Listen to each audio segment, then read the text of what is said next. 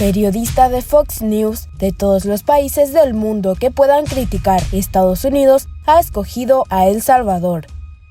De acuerdo con el comunicador, El Salvador vive una transformación sin precedentes en temas como seguridad, educación y salud, bajo el liderazgo del presidente Nayib Bukele.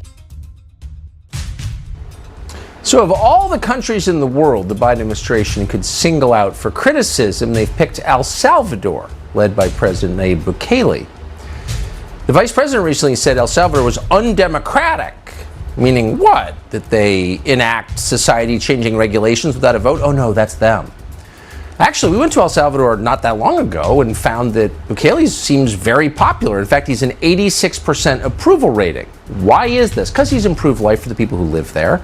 Crime is down dramatically. Homicides, in particular, have plummeted since Bukele took office in 2019.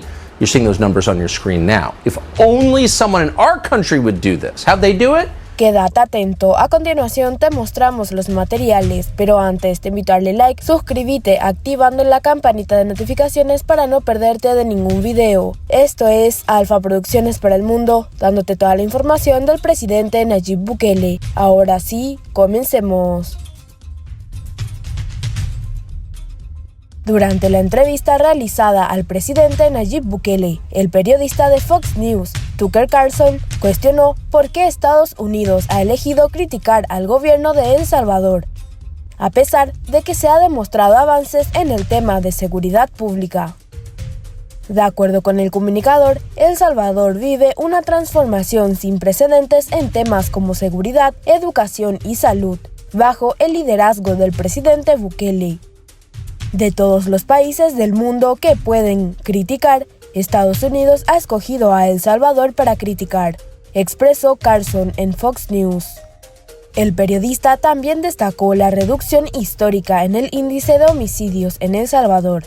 A mí me parece que usted, presidente Nayib Bukele, ha reducido la tasa de homicidios en su país. No entiendo por qué otros países no lo han llamado para que les ayude, señaló. Carlson visitó El Salvador hace un tiempo para entrevistar al presidente Bukele y hablar sobre el avance que hasta ese momento tenía el país en cuanto a seguridad y reducción de crímenes. Ahora los avances son mucho más notorios, expresó el gobierno del presidente Bukele. Well, for many years, the phrase El Salvador was synonymous with violent crimes. El Salvador is one of the most violent places in the world. But then they got a new president, Nayib Bukele, and now it's a lot safer than Baltimore. So maybe we could learn something here in the United States. The president of El Salvador joins us live.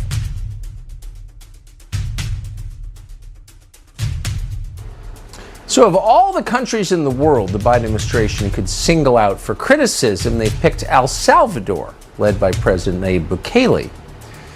The vice president recently said El Salvador was undemocratic, meaning what? That they enact society-changing regulations without a vote? Oh no, that's them. Actually, we went to El Salvador not that long ago and found that Bukele seems very popular. In fact, he's an 86% approval rating. Why is this? Because he's improved life for the people who live there. Crime is down dramatically. Homicides, in particular, have plummeted since Bukele took office in 2019. You're seeing those numbers on your screen now. If only someone in our country would do this. How'd they do it?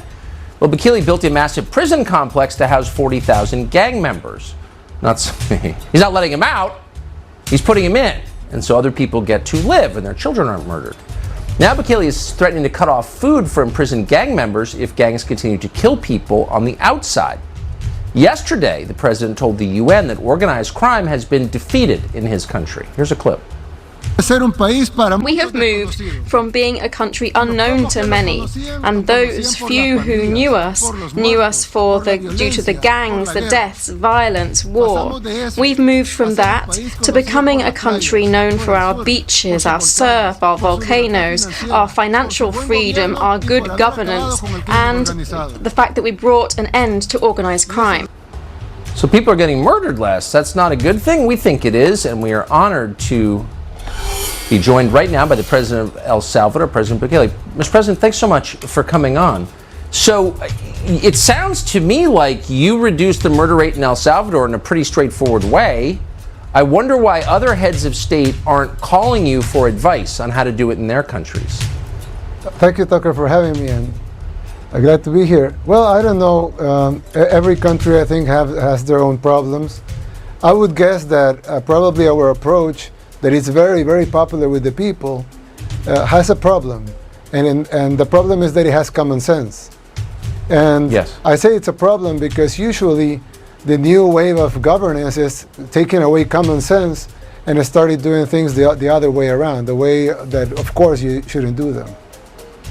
So when you, it seems like when you became president in 2019, you focused very specifically on crime, gangs, murder. Is that correct? And why did you do that? Why that issue? Well, not only on crime, of course, we focus on other issues: education, health, public works, investment, tourism, infrastructure, etc. But of course, crime is the most important thing. I mean, you might enjoy a road or a beach, but that's if you're alive.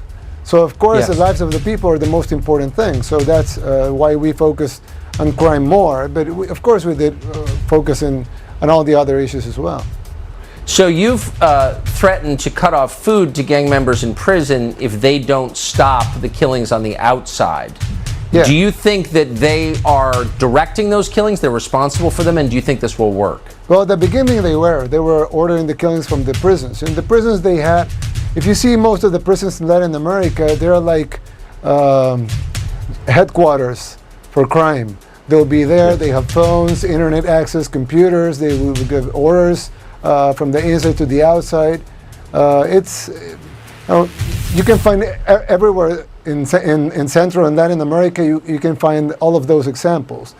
Now in El Salvador, communicating to the outside, it's impossible. You can't communicate from a prison to the outside. The internet access is blocked. It's impossible. So, but still, all these gang members are the bosses of the other gang members outside. So of course, gang members outside resent if you and won't like if you do something to their bosses inside the prisons. So one of the things we did was we threatened gang members outside that we will take retaliation with their people inside if they continue the killings of innocent people in El Salvador. That actually, if some people don't know this, but El Salvador was actually the murder capital of the world. I mean, we were a lot more dangerous than Iraq, Afghanistan, Syria, you name it. El Salvador was the worst and the most dangerous place to live. It was the murder capital of the world. And now we're on our way to be the safest country in the whole American continent. It's an amazing story.